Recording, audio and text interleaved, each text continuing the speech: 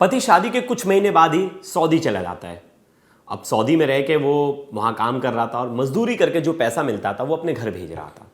अब इसी बीच 18 महीने हो गए थे और वो 18 महीने से सऊदी अरेबिया में था, वो भारत बीच में नहीं आया। अब उसे एक खबर मिलती है और पता चलता है कि उसकी पत्नी जो है 2 महीने की प्रेग्नेंट है। अब ये सब कुछ चीज़ें चल रही थी, ईरान इजराइल का युद्ध चल रहा था। अब जितने भी सऊदी में जो बैठे लोग हैं वो भारत वापस आ रहे थे। अब ये भाई साहब भी वहाँ फंसे थे तो ये भी वापस आ गए। लेकिन ये जिस दिन वापस आए उसी दिन इनकी हत्या हो गई भारत में। पहले तो केस लगा एक्सीडेंट का, नॉर्मल केस है, वो अपने ससुराल जा रहे थे और रास्ते में उनका एक्सीडेंट हो गया, उनकी मौत हो गई। लेकिन उनके सर के पीछे चोट लगी थी। अक्सर एक्सीडेंट होता है तो चोट सामने से लगती है और सामने शरीर में चोट ज़्यादा लगती है, पीछे कैसे चोट लग गई इस बात को पुलिस समझ नहीं पा रही थी।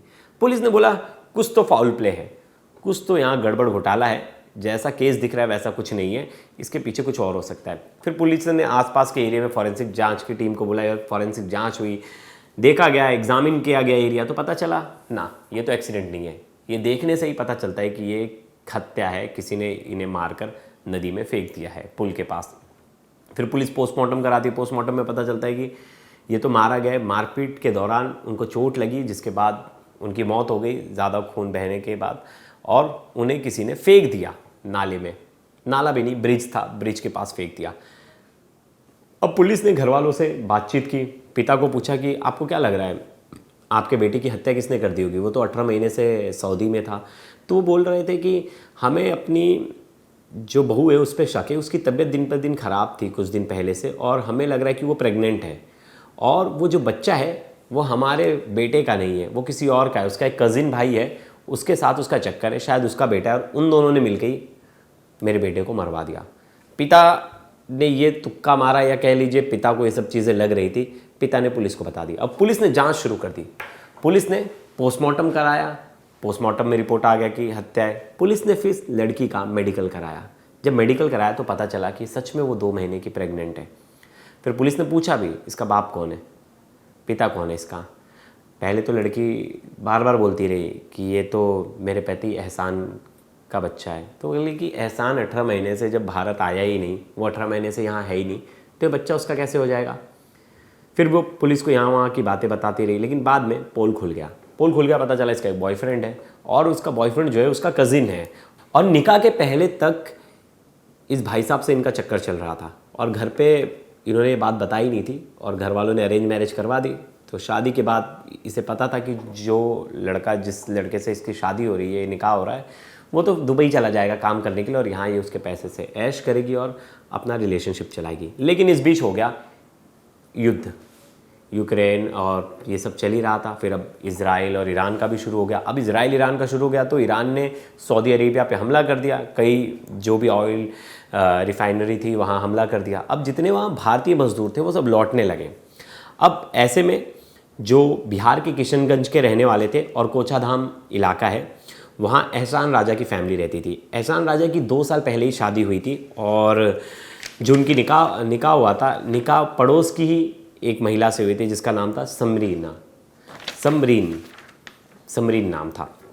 अब जब समरीन से शादी हो निकाह हो जाता है तो समरीन को ये बताता है कि या तो मैं भारत में रह के कमा लूँ, लेकिन मैं पैसे ज़्यादा नहीं कमा पाऊँगा, आप बताओ मुझे क्या करना चाहिए। तो समरीन ने कहा कि कोई बात नहीं, आप कुछ समय दुबई में, सऊदी में रह के पैसे कमा लो, उससे घर अच्छा चलेगा और हमारी लाइफस्टाइल थोड़ा चेंज हो जाएगी। बच्चों को आने वाले समय में सबको पैसा ही इंपॉर्टेंट है, तो आप चले जाओ, कोई दिक्कत नहीं, मैं आपके बिना रह लूँगी। अब पति बोला कि कितनी अच्छी पत्नी मिली है यार, मुझे सपोर्ट कर रही है, सपोर्टिव भी वाइफ है, सपोर्टिव भी है, और उसने हामी भर दी और वो चला जाता है बेचारा सऊदी काम करने के लिए। अब सऊदी जाता है, हर महीने कमा के सैलरी भेज रहा था, पैसे भेज रहा था, सब कुछ बढ़िया चल रहा था। यहाँ साइड बाय साइड मोहतरमा का जो है, समरीन का जो है, अपने ही भाई के साथ चक्कर चल रहा था। इसके बारे में किसी को कुछ पता नहीं था, और बताया जा रहा था कि ये जो चचेरा भाई था जिसका नाम था सिराज, अब सिराज से चक्कर चल रहा था, घर पे किसी को पता नहीं, वो वहाँ से बेचारा पैसे पे पैसे हर महीने भेजता जा रहा था। यहाँ जो है उसकी बेगम साहिबा वो उस पैसे को उड़ा रही थी, और घर पर भी ध्यान नहीं रखती थी ठीक से इनके माता पिता का, और माता पिता ने आरोप भी लगाया था, लेकिन फिर भी बेटे की खुशी के लिए वो बहू को ज़्यादा कुछ बोलते नहीं थे।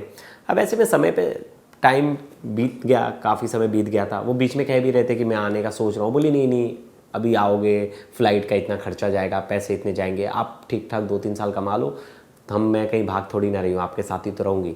वो कन्वेंस कर दी, और इस कन्वेंस के चक्कर में वो 18 महीने सऊदी में ही रह लिया।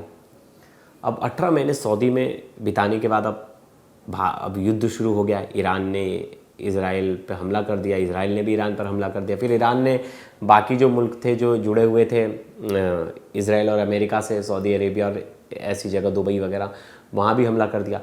अब भारत सरकार ने बोला कि जो भारतीय वहाँ फंसे लौट आए, भारत जब स्थिति सामान्य हो जाएगी तो फिर चले जाना। तो एहसान ने फ़ोन किया अपने घर कि मैं भारत आ रहा हूँ, युद्ध चल रहा है, तो युद्ध में रुकना ठीक नहीं है। अब ऐसे में तो मजबूरी हो गई पत्नी की कि वो बोल दी कि हाँ आ जाओ आप, कोई बात नहीं है, हम साथ रह लेंगे, और कोई ज़रूरत नहीं युद्ध के समय में। लेकिन यहाँ ये डर गई। इस डर का कारण ये था कि ये 2 महीने की प्रेग्नेंट थी इसके बॉयफ्रेंड से। इसने अपने बॉयफ्रेंड को ये बात बताई, तो उसने कहा कि नहीं, मैं तो अपने बच्चे को नहीं गिरा सकता, मुझे बच्चा चाहिए और तुम भी मुझे अपने लाइफ में चाहिए। तो बोलेंगे ये कैसे होगा? फिर दोनों ने बोला एक ही तरीका है, हम इसे रास्ते से हटा देंगे तो तुम हमेशा के लिए मेरी हो जाओगी, प्रॉपर्टी में भी हिस्सा मिल जाएगा तुम्हें एहसान के, और हम बढ़िया से अच्छी लाइफ आगे गुजर बसर कर लेंगे। अब ये सब कुछ चला, महिला के भी दिमाग में आया कि हाँ सही बोल रहा है बॉयफ्रेंड, अगर पति से छुटकारा पाना है तो इसको रास्ते से ही हटा देते हैं। फिर अब डेट आ गई कि जो भाई साहब हैं एहसान, वो वापस भारत आ रहे हैं। भारत आते तो ये अपने मैके में होती है। अब मैके में थी तो रोज़े का समय चल रहा था। इसने बोला कि इफ्तारी के लिए आप मेरे घर आइए, अपने अपने मैके बुलाती है। तो ये जैसे ही एहसान भारत आते हैं, ये बोलते ठीक है। ये वहाँ अपने घर से निकल जाते हैं अपने ससुराल जाने के लिए। अब वहाँ महिला पहले से अपने मैके में बैठी, यहाँ से अपने बॉयफ्रेंड को सब कुछ बता रही है कि वो इस रास्ते से आएगा, इतने बजे आएगा, तुम घात लगा के बैठे रहना, उसकी हत्या कर देना। वो एक सुनसान जगह चुनता है रास्ता, और वहाँ एक ब्रिज था, उस ब्रिज के पास ही रुका रहता है, वेट करता है, क्योंकि उसके पास तो उसकी तस्वीर थी, सब कुछ था, उसने देखा था उसके पति को, तो उसके लिए पहचानना मुश्किल नहीं था। फिर जब गाड़ी से आ रहा था तो उसकी गाड़ी को पहले ठोकर मारा गया। वो जब गिर गया तो उस डंडों से उसका सर फोड़ दिया गया। अब खून बहुत ज़्यादा बह गया, फिर उसकी बॉडी को फेंक दिया नदी में। अब उसकी मौत हो गई थी। अब ना ये ससुराल पहुंचा अपने एहसान, और ना घर वालों को इसने फ़ोन किया अपने घर पे। घर वाले परेशान हो गए, उन्होंने बहू को फ़ोन किया कि बेटा अभी तक आए नहीं। उसने भी फ़ोन करके बोला नहीं अभी तक तो नहीं आए, कब का निकले, फ़ोन कर रहे, फ़ोन नहीं लग रहा। अब घर वाले परेशान हो गए, उन्होंने पुलिस को इत्तला दी। पुलिस आस पड़ोस में सब जगह इन्फॉर्म कर दिया कि ऐसा ऐसा शख्स है जो गायब है। फिर पुलिस को पता चलता है कि नहर के पास एक डेड बॉडी मिली है ब्रिज के नीचे। पुलिस उस डेड बॉडी को देखती है और पता चलता है कि डेड बॉडी तो एहसान की ही है जो गायब चल रहा है कुछ घंटों से। और तो उसके बारे में जानकारी निकाली गई, उसका फ़ोटो भेजा गया, तो पत्नी को भेजा गया, पिता को भेजा गया। दोनों ने बोला हाँ हमारा बेटा है। शुरुआत में लगा मामला एक्सीडेंट का है, एक्सीडेंट हुआ और एक्सीडेंट में गाड़ी जो है नीचे गिर गई, वो आदमी भी नीचे गिर गया शख्स, और उसकी मौत हो गई। लेकिन पुलिस जब जांच करी थी, पुलिस ने देखा कि उसके सर के पीछे चोट लगी है। अब पीछे चोट लगी है तो या तो पीछे साइड गिरा हो, लेकिन एक्सीडेंट अगर सामने से हुआ है तो पीछे कैसे चोट लगेगी। पुलिस हैरान थी कि और जगह कहीं चोट नहीं लगी, सिर्फ एक ही जगह पीछे चोट लगी है। तो पुलिस ने बोला पोस्टमार्टम कराते हैं डेड बॉडी का, फिर ही पता चलेगा कि मामला क्या है। तो डेड बॉडी का पोस्टमार्टम कराया जाता है। डेड बॉडी का पोस्टमार्टम कराया जाता है तो पता चलता है कि ये एक्सीडेंट से नहीं, ये किसी ने मारा है, और चोट जो है मार खाने से हुई है, और बाद में बहुत ज़्यादा पीटा गया जिससे बहुत ज़्यादा खून बहा और उनकी मौत हो गई। अब पुलिस पूछती है घर वालों से कि आपको किस पे शक है, क्योंकि आपका बेटा 18 महीने से बाहर था, सऊदी था, तो कोई दुश्मन था? तो घर वाले बोलते कोई नहीं था। लेकिन वो बोलते कि पिछले कुछ दिनों से उनकी जो बहू है वो बीमार चल रही थी और अपने मैके चली गई थी 1 महीने से, और हमें लग रहा है वो प्रेग्नेंट है। अगर वो प्रेग्नेंट है और 18 महीने से हमारा बेटा यहाँ नहीं है, तो इसका मतलब है उसका अवैध संबंध है उसी के कज़िन भाई के साथ, क्योंकि उसका एक कज़िन भाई रेगुलर घर पर आया करता था। अब ये बात सुनते ही पुलिस के कान खड़े हो गए। पुलिस ने बोला चलो लड़की का मेडिकल कराते। तो लड़की का मेडिकल कराया गया। लड़की का मेडिकल कराया गया तो पता चला कि उसमें लड़की जो है 2 महीने की प्रेग्नेंट है। अब यहाँ से मामला खुल गया। लड़की से पूछताछ की गई, बोला कि सच सच बताओ कौन है तुम्हारा बॉयफ्रेंड। वो बता देती है, कुछ टाइम तक छुपाती है, लेकिन पुलिस बोलती है हमारे पास वैसे ही पूरे रिकॉर्ड्स हैं, तुम्हारे कॉल रिकॉर्डिंग वगैरह, वैसे ही पता चल जाएगा, इतनी मेहनत क्यों कराना, आप बता दो। तो उसने पुलिस को बता दिया उसके बॉयफ्रेंड का नाम।